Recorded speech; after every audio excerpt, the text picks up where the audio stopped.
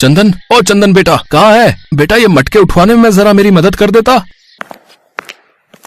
अरे किससे आवाज लगा रहे हो? चंदन मुखिया जी के घर गया हुआ है। बोल रहा था उनके बेटे किशोर ने गांव के सब बच्चों को अपने घर बुलाए हैं। जरूर कोई नई चीज शहर से मंगवाई होगी। किशोर की आदत है, जब भी कुछ नया मंगवाता है गांव के बच्चों को चिढ़ाने के लिए बुला लेता है। अब चंदन देखना, आते ही कोई फरमाइश रख देगा। वो आ गया।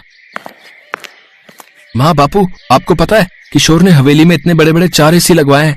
उसके कमरे का एसी तो मानो ऐसा चल रहा था जैसे बर्फ की सिल्ली पर बैठे हो। बापू काश हम भी एसी में रह पाते, इतनी गर्मी पड़ रही है। एसी के अलग ही मजे हैं।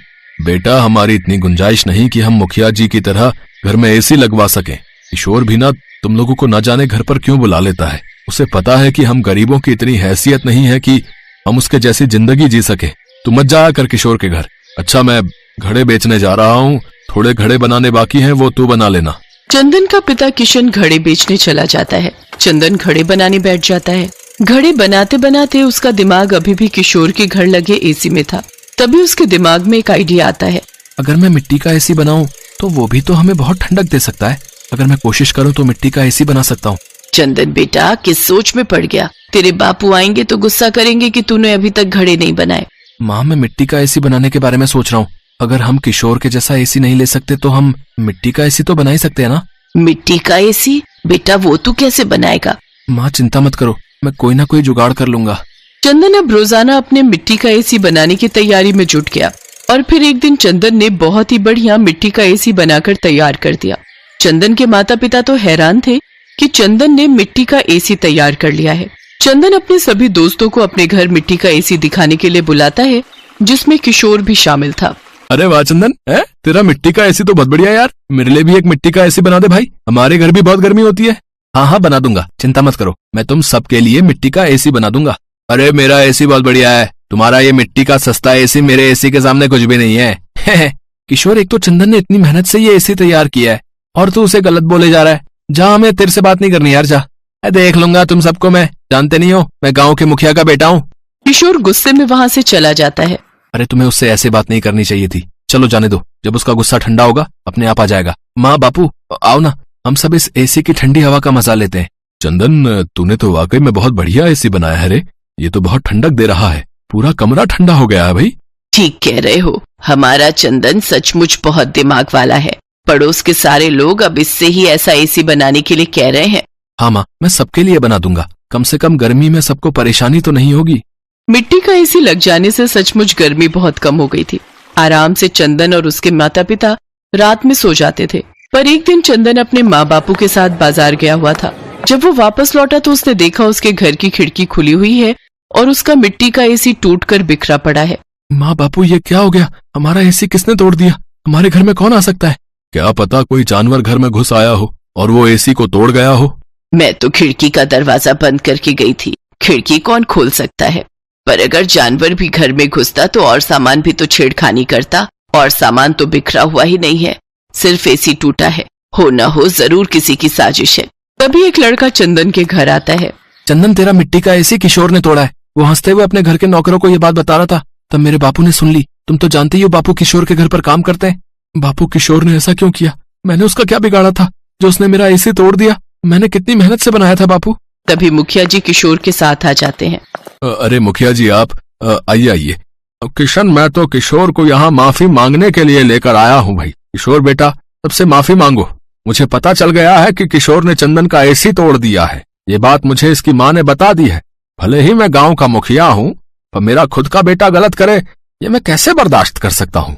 अभी ये छोटा है, मैं इसे अभी तो समझा लूंगा, ताकि बड़े होने तक इसे सही गलत काम की पहचान हो जाए। किशोर बेटा, तुमने चंदन का एसी तोड़कर ठीक नहीं किया।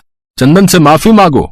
मुझे माफ कर दो चंदन, मुझसे गलती हो गई। मैं घबरा गया था कि अगर तुम्हारा मिट्टी का एसी आ गया है तो अब मेरे दोस्त मुझसे दूर हो जाएंगे। मेरे पास कोई भी खेलने के लिए नहीं आएगा, क्योंकि तुम सबके घर के लिए मिट्टी का एसी बनाने वाले हो। पहले मेरे एसी के बहाने सब बच्चे मेरे पास खेलने के लिए आ जाते थे, पर पिछले कुछ दिनों से कोई भी मेरे पास नहीं आया, इसलिए मुझे तुमसे ईर्ष्या होने लगी और मैंने तुम्हारा एसी तोड़ दिया। अब कोई बात नहीं किशोर, मैं नया एसी बना लूंगा। पर तुमने ये कैसे सोच लिया कि मैं और बाकी दोस्त तुम्हें छोड़कर चले जाएंगे?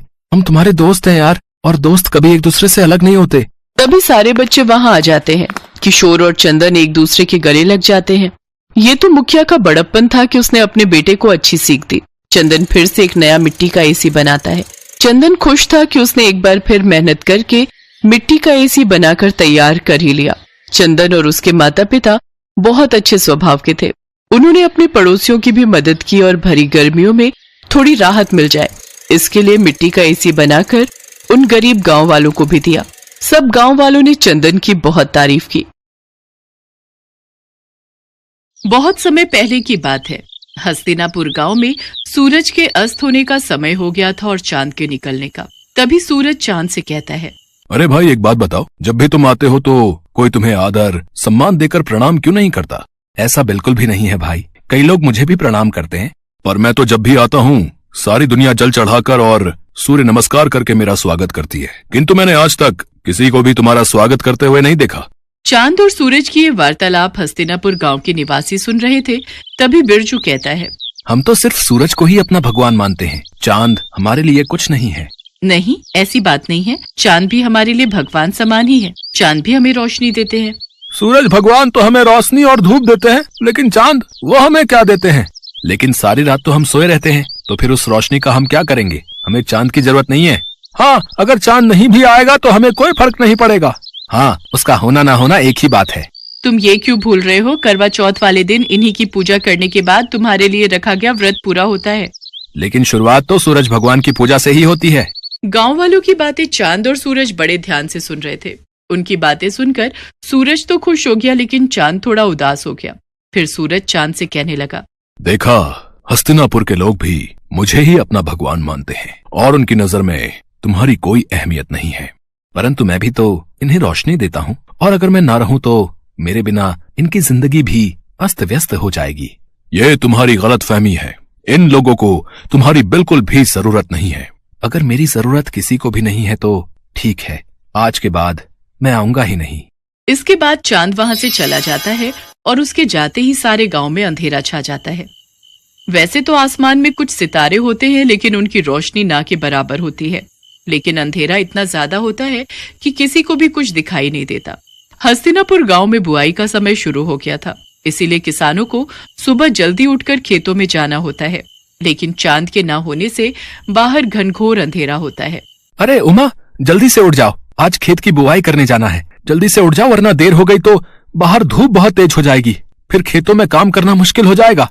हाँ, बुआई के लिए तो जाना है, पर अभी बाहर बहुत अंधेरा है। आप भी सो जाओ जी, और मुझे भी सोने दो। मुझे लगता है बाहर सुबह होने वाली है, अब हमें चलना चाहिए। वो तो आप सही कह रहे हो जी, पर बाहर इतना अंधेरा है कि हम जाएंगे कैसे? ठीक है, फिर बाद में ही चलते हैं। इसके बाद दोनों सुबह का इंतजार करने लगे। फिर जब सुबह हुई तो दोनों खेतों के लिए निकल पड़े। लेकिन थोड़ी ही देर में सूरज सर पर आ गया और खेत में काम करना मुश्किल हो गया। बहुत गर्मी हो रही है जी, चलो घर चलते हैं, कल सुबह जल्दी आकर काम कर लेंगे। हाँ, तुम सही कह रही हो, इस भयानक गर्मी में तो हालत खराब हो गई। अगले दिन जब दोबारा काम के लिए उठते हैं तो बाहर बहुत अंधेरा होता है, और बाद में जब काम पर जाते हैं तब तक तेज धूप हो जाती है। इस समस्या से परेशान होकर पवन सूरज भगवान से कहता है, हे सूर्यदेव, अगर आप रात को भी उपस्थित रहें तो हमें कभी भी चांद की जरूरत नहीं पड़ेगी और हम केवल आपकी ही पूजा करेंगे। अरे जल्दी से खाना बना दो, मुझे बहुत तेज भूख लगी है, नींद आ रही है, सोना भी है। लेकिन अभी तो दिन हो रहा है जी, क्या अभी से खाना बना दूं? हाँ, मुझे लगता है आज शाम नहीं होगी। तुम जल्दी से खाना बना दो, मुझे बहुत भूख लगी है। अच्छा ठीक है, बना देती हूँ। फिर दोनों खाना खा लेते हैं, लेकिन तब भी रात नहीं होती और दोनों सोने के लिए चले जाते हैं। बहुत गर्मी हो रही है, बिल्कुल भी नींद नहीं आ रही। ऐसा करता हूँ, जाकर नहा लेता हूँ। इसके बाद पवन नहाने चला जाता है। नहाने के बाद भी बहुत गर्मी हो रही है। तभी बाहर शोर होता है। पवन और उमा बाहर निकलकर देखते हैं तो बिरजू का बेटा बिट्टू बेहोश पड़ा हुआ था। क्या हो गया मेरे बच्चे? कोई जल्दी से पानी लाओ। फिर उमा जल्दी से पानी लाकर बिट्टू के मुंह पर छिड़काव करती है।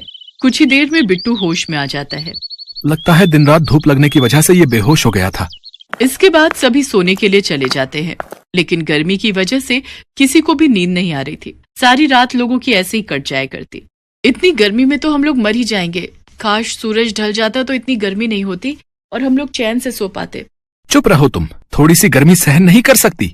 ऐसे ही एक हफ्ता बीत जाता है, लेकिन हस्तिनापुर के लोग बिल्कुल भी चैन से नहीं सो पाते। और देखते ही देखते कई लोगों की तबीयत बिगड़ने लगती है। ये सब तुम्हारे कारण ही हो रहा है। ना तो तुम चांद का अपमान करते और ना तो वो यहाँ से जाते। इसके बाद पवन बाहर जाकर सूर्यदेव से प्रार्थना करता है। हे सूर्य देवता, अब से आप केवल दिन में ही रहिए। हम आपकी गर्मी सहन नहीं कर पा रहे हैं। रात को हमें चांद की ही जरूरत है।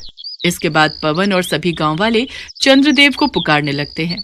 हे चंद्रदेव, हमें माफ कर दीजिए। हमें आपकी भी उतनी ही जरूरत है जितनी सूरज की।